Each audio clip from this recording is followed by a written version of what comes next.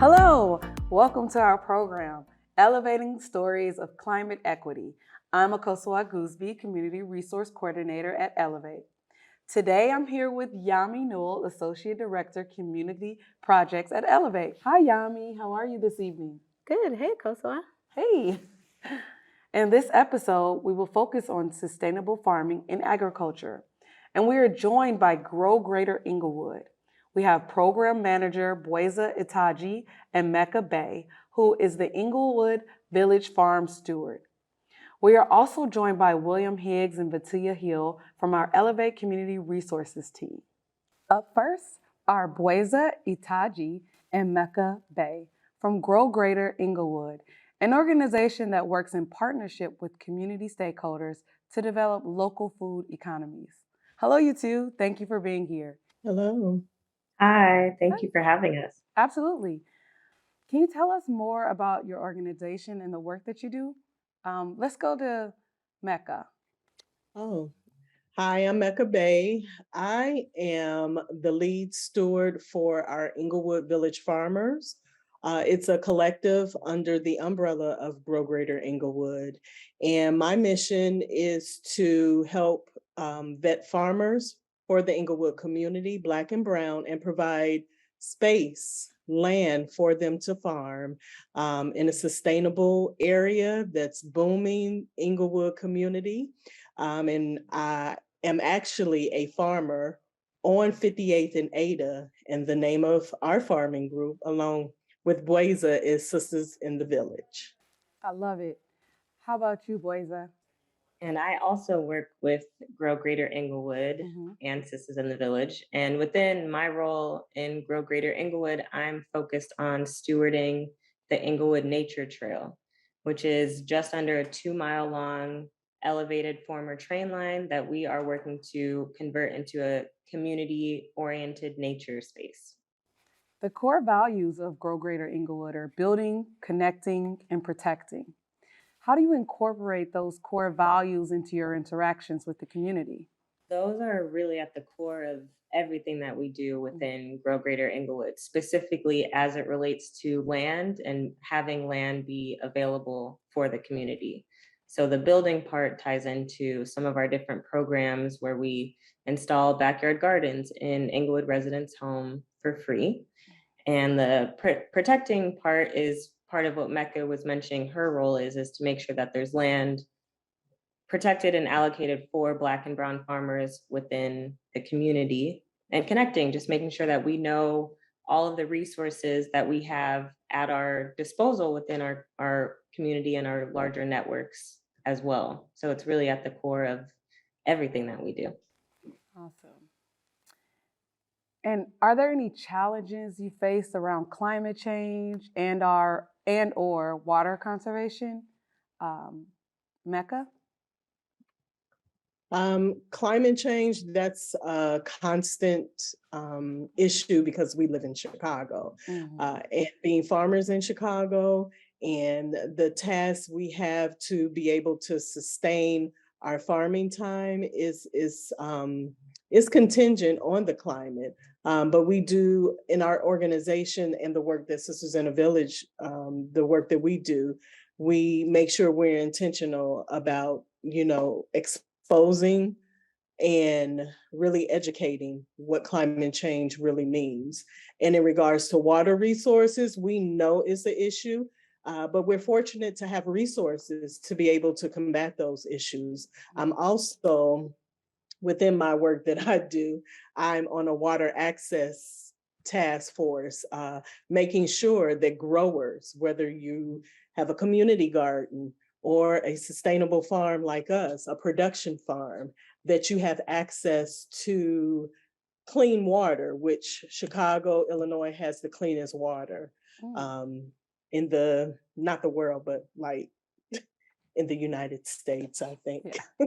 Don't quote me on that. But we do have some of the best water systems. So making sure that that water is accessible for our growers, and also making sure that even with water bills and the changing issues in Illinois as a whole, that we're a part of an organization that really strives to support and uplift the challenges that come with that as well. Awesome. So you mentioned the farm that you harvest. Can you tell us a little bit more about Sisters in the Village? Yes. So as we mentioned, we really came together through our work at Grow Greater Englewood and more of the advocacy piece for farmers and growers. But both Mecca and I knew that we also wanted to have a farm ourselves. And we've both grown food on different scales, from windowsill gardens to backyard container gardens, community plots. But Sisters in the Village was our first time really branching out and creating our farm for ourselves. And as Mecca mentioned, it's on 58th and Ada in the Englewood community, also right next to the Englewood Nature Trail. So it just has been a very easy flowing process as far as the work that we're already doing. And we grow a lot of different crops, vegetables, fruits, herbs, to make sure that our community has food that's nutritious, that's affordable, that's local, so that we can live healthy, happy lives as well. I love that. And our final question for you is, how has the pandemic affected your work? Um, to be honest, it's actually been more positive than anything. Sisters in the Village was birthed out of the pandemic. In the heart of the pandemic, we started this little small, just growing food for the community based on our gifts, values, and our love for growing food. But we received a clarion call from the universe to provide food in a time that was not easily accessible. But let me be clear, fresh local food. Because food is coming from everywhere and it's off the shelf, but having fresh local food was really a big issue. So when the pandemic, in the heart of it, providing this food really helped a lot of people, even our own homes. And so the downside, of course, is the education behind healthy food and how we prepare food. But we're doing more education around that so that we understand that we can heal our bodies from the inside out with the food that we grow ourselves in our community. That's so important. Having food that is sustainable and it supports you and that you can have on your own is empowering for the entire community. Now, I know I said that was the final question, but we just have one more question from our resident that we'll have Anthony ask for us. Anthony? Hello, Yami. Hello, Tokwa. Hey, Mecca. Hey, Blaze. So I have a consumer question for you all, or two. This is personal. What ways can residents support your initiative? Go with you first, Mecca. Or you said, what ways can the community support our initiative? what ways can they get involved? What ways can they support? Yeah, what ways can they support? Well, we have a lovely website and social media following that we offer to people all over to come Tuesdays, actually specifically Tuesdays, Thursdays, and Saturdays from 8 to 10 a.m. We have a volunteer time where people can on Instagram actually sign up. And that's one way.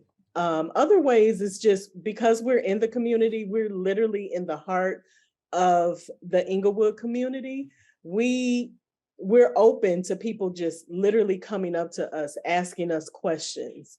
The work that we do for Grow Greater Englewood, we have an Englewood market.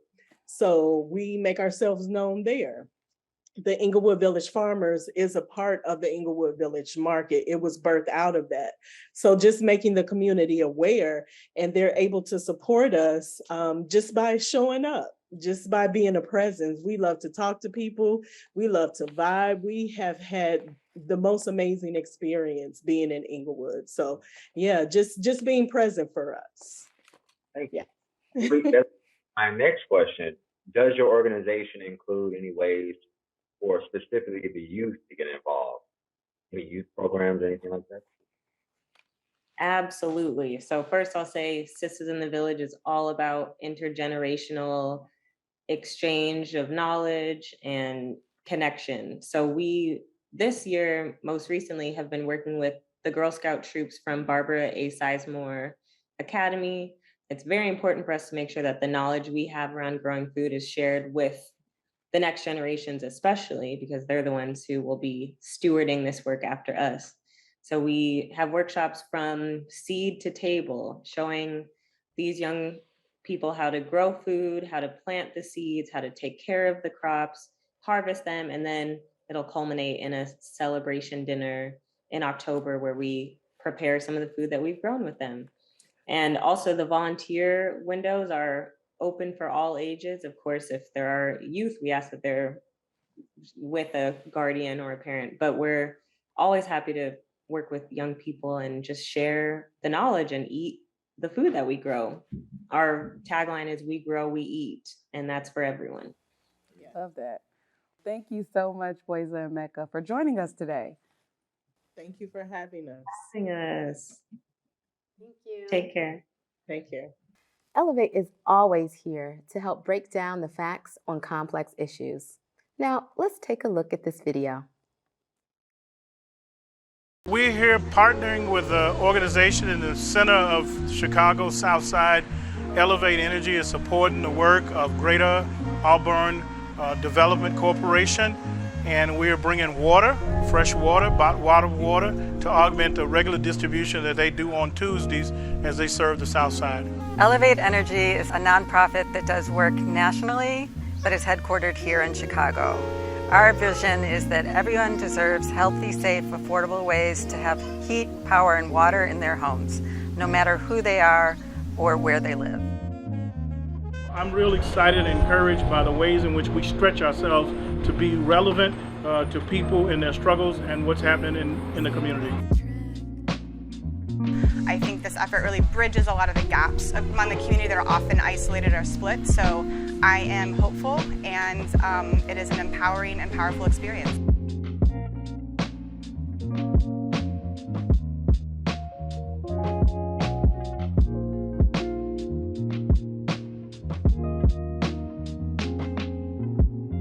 I'm so excited about this time because people are finally realizing the importance of preserving and creating safe, healthy, affordable housing, and that having heat and power and water that is affordable is seen as so important. Welcome back. Up next is William Higgs from our Community Resources team. Thank you for joining us, William. It's great to have you back on this show. Yeah, thank you for having me. Will you tell us a bit about who you are and what you do at Elevate? Sure. So my name is William Higgs, and I am a community resource coordinator with Elevate. So my role involves engaging stakeholders around energy efficiency and public policy issues, especially in as much as those relate to sustainability. You've been doing some research around the erosion crisis in the Midwest. Can you tell us more about that and what that means? Sure. So there is an ongoing soil erosion crisis in the Midwest. Some estimate that the Midwest has lost approximately 57.6 trillion tons of soil since these prairie lands began to be cultivated around 160 years ago. And the reason that is because when the Illinois nature was prairie, when it was tallgrass prairie, those roots held the soil together really well. And the soil wasn't being tilled or disturbed really in any way. But when Illinois began to have European settlement, and that brought with it European methods of agriculture about 160 years ago, that resulted in the beginning of what's now an ongoing crisis of soil erosion. That crisis has been exacerbated by industrial farming techniques that do not really take good care of the soil, that just sort of till it regularly on like a yearly basis and don't really let the soil rest at all, and that bomb the soil in with fertilizers to try and make every possible inch of soil as productive as possible, but in the process disturbing the soil and causing it to erode at an alarming rate. Some authors even estimate that it erodes at a rate of about 1.9 millimeters per year. So that's tons and tons of soil that winds up getting washed away and wasted as a result of our current farming practices. What's going on with the regulatory battles around pesticides and concerns for farmers? Sure. So recently, I believe in April, the Illinois Department of Agriculture released new guidelines regulating the use of a particular herbicide known as dicamba. And we can get more into the dicamba thing in a second. But this move was part of a long-standing, I guess, regulatory dispute or development really of regulatory guidelines around the use of pesticides and herbicides in industrial agricultural practice. And in a second, we can get more into that dicamba thing because that's kind of been the most recent development. But that decision and those guidelines are only the most recent in a long slew of guidelines that are being put out by state and federal agricultural departments to regulate the use of certain pesticides and herbicides. What are some potential limitations of the dicamba ruling? So currently the Illinois Department of Agriculture, I believe back in April, released this new set of guidelines regulating dicamba. And the reason they regulated dicamba is that it is an herbicide, so it doesn't actually kill any pests, it kills plants, and it's usually sprayed over fields to kill weeds. But dicamba, and this is true of a lot of pesticides, which is why I say this set of guidelines is kind of interesting because it sets a precedent for what you can apply to other pesticides, but dicamba in particular is very drift prone. So when we say that a pesticide or an herbicide is drift prone, what we mean is that it has a nasty habit of getting caught up in the air and blowing away off of the field it was sprayed into, either into someone else's field where it kills their plants or into wildlife. And that was the issue with dicamba. Dicamba was killing off a lot of pollinator plants that bees and other organisms require to survive. So the Department of Agriculture put in place some guidelines essentially dictating what weather conditions and at what time of year you can spray the dicamba, basically trying to reduce that airborne spread of dicamba that is particularly prone to, frankly. The significance of that is that it sets up those guidelines or sets a precedent for how you can make guidelines to regulate certain pesticides and herbicides. But in addition to doing that, it has some limitations. The Illinois PIRG, for example, points to the ruling being insufficiently strict and has called for the wholesale ban of dicamba because dicamba is associated with a slew of negative health outcomes for people who are exposed. And it also has been implicated in the destruction of pollinator habitats that animals like bees need to survive. So those are some of the limitations of the ruling. It still allows the spraying of dicamba. And what's true of dicamba is true of a lot of pesticides. A lot of pesticides and herbicides like dicamba are not necessary to grow anything. For example, in Illinois, soybeans were grown in large amounts long before dicamba ever came along. And dicamba is a crop that's mostly used on soybeans. So there's this argument out there that, yeah, we should restrict the pesticides, but we need them to grow stuff. And that was sort of the rationale for the Illinois Department of Agriculture giving guidelines that ultimately allow dicamba to still be sprayed. But when you look at the history there again, you see that folks have grown on a large scale without dicamba, and there's really no reason for them to continue to use dicamba, even though the Department of Agriculture's limited guidelines allow for the use of dicamba. Why is it important to reduce dicamba usage, and how can agriculturists grow crops without dicamba? Yeah, so it's really important to reduce dicamba usage because dicamba is implicated in a host of negative health impacts. It's been linked to nausea and vomiting, although the EPA concluded that it was not likely to be carcinogenic. It's still been implicated in some other public health problems, and it actually worsens some of the health effects of soil erosion. So when you have soil erosion, all the nutrients, but also all the pesticides and stuff wind up rolling out of the fields and wind up getting in people's water supplies. So one of the main reasons to curb or limit or even get away from dicamba altogether, one of the reasons to do that is that it worsens certain health impacts. As far as what practices agriculturalists can do to grow without dicamba, the best practice is just not to use dicamba.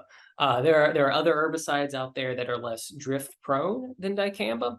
And also, it's not entirely clear that you would need those types of herbicides anyway, because up until like the mid 2000s, people were growing soybeans and other crops like that without anything like dicamba, really. So that's kind of the main thing that folks can do. Another set of practices that agriculturalists can do that can not only alleviate the health effects of herbicides like dicamba, but also prevent soil erosion from having terrible health effects, is to rotate out their crops and to try and alternate between growing seasons, crops that need to be tilled and crops that can be grown without really messing with the land. So those are some of the practices that agriculturalists can do, not only to limit the negative effects of dicamba, but also to limit the negative effects of the soil erosion crisis. Here's Anthony with a question from our consumers. Hi, Will. So my first question for you is, what are the impacts of soil erosions on communities in Illinois and the environment? Sure. So one of the major impacts that soil erosion has, both on the environment and on communities, has to do with its effects on drinking water and other waterways. So here in Southern Illinois, for example, or actually I'm in Central, but it's Central and Southern, you'll see a lot of lakes and ponds and rivers especially coated in this green film at the top. That is cyanobacteria, which are usually a toxic form of algae. Those are able to grow and you get those huge algal blooms when you have soil erosion. So the soil is heavily treated not only with pesticides that get in the water, but also with various fertilizers and chemicals to try and make the soil more productive. And it also happens to make it erode easier. But when that soil that's now drenched in all this artificial nutrients gets into the water supply, it feeds these cyanobacteria. And those cyanobacteria then produce toxins that can be lethal depending on the exposure, but also pose health risks for water supplies, for instance, that get this toxic algae in them. So that's one of the main effects, both on the environment and on just regular consumers, of soil erosion in particular. Also, what can policymakers do to reduce dependence on herbicides? Yeah, so one of the best things that policymakers can do to prevent the dependence on dicamba and other herbicides in particular is to simply ban it outright. There is no real compelling reason to use dicamba. The environmental effects of it are potentially catastrophic. It's eating into the habitat of various pollinators. But yeah, that's the best thing that policymakers could do to curb the use of dicamba. And it's also an instrument, or policymakers are an instrument to maybe create legislation that can address soil erosion as well, by maybe issuing more stringent guidelines for how things should be tilled and how the soil should be treated. Thank you, Anthony. And thank you, William, for sharing your expertise with us today. Now, here's a look at our time in the community. Hello, my name is Vitia Hill. I'm a community resource coordinator with Elevate. My job is to go into different communities, work with organizations and residents surrounding information and providing resources around energy efficiency and also other resources that can make communities better. You have to be on the ground, reaching out to folks, talking to folks. What do they need? What are the concerns? And that is the important part, is actually talking to residents and asking them what their concerns are so we can actually provide the resources they need. It's always so great when our team gets the chance to meet community members and hear from them. I am happy to welcome back from the Elevate Community Resources team, Vitia Hill. Thanks for joining us again, Vitia. Hi, I'm happy to be here. Vitia, can you give us some quick energy efficiency tips for the summer months? The biggest impact you can make right now on reducing your electric bill is monitoring your thermostat. Utilize the natural resources we have. So the nights where they are getting cooler, So you can keep your windows open at night, close your windows during the day, use your shades, and but it's up to you so that you can be comfortable in your home. But those are some easy things that you can do right now. And I always pay attention to my thermostat. So it lives on 80. It doesn't turn on, it doesn't turn off, but I can manage that with how I manage my internal comfortability in my own home. We've been talking about agriculture and sustainable farming. Can you share with us some water saving tips that can get us through this hot summer? Yes, let's talk about water. There are concerns about higher water bills in Illinois, and some things you can do right away are flushing your toilets less, minimizing the time you are in the shower. I know a lot of people question that, but if you are taking 20-minute showers, try to do 10. If you're taking 10, maybe do 7-minute showers. And then checking your toilets and your sinks, faucets for leaks. So those are some things you can do right away to help mitigate some of the increase in your water bill throughout the season. Now we'll go back to Anthony for a question from our consumers. Hi, Batia. Hi. So my first consumer question for you is there any help for my high water bill? Good question. LIHEAP, which stands for Low Income Home Energy Assistance Program, is the first step to get in contact with someone that can help you with your utility bills across the board. And please be mindful that there are deadlines to apply. So if you want to keep that in mind as well. There are resources and funds available. And I know it feels like it's hard to get, but they are there. So, and there are people dedicated to helping you do that. Again, I would start reaching out to LIHEAP, but if you are having issues with that, you can reach out to us, the community resource team, at 833-204-1992. And we can help facilitate some of that progress for you and mitigate some of those pains, because it can be a bit frustrating when you really need some help. Are there energy efficiency programs for seniors? Yes, Elevate manages the SARFs program, and that stands for the Small Accessibility Repairs for Seniors. Please note there is a waiting list, but funds are replenishing every year. And again, if you have any questions about that, you can reach out to your local community outreach organization, a nonprofit.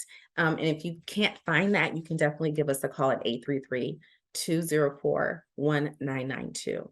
There are resources there for you, and sometimes it may feel like it's hard to find, but they are there. So let us know how we can help you. Thank you. We would like to give a big thanks to all of our guests this week. Boyza Itaji, Program Manager, Englewood Trail, Grow Greater Englewood. Mecca Bay, Englewood Village Farm Steward, Grow Greater Englewood. William Higgs, Community Resource Coordinator, Elevate. Vatia Hill, Community Resource Coordinator, Elevate. And thank you to my wonderful co-host, Yami Newell. Thank you. It's been wonderful. It really has. This is a good episode. Fantastic. Yeah. Thank you at home. We hope this program has given you some valuable information. See you again soon for our next episode of Elevating Stories of Climate Equity.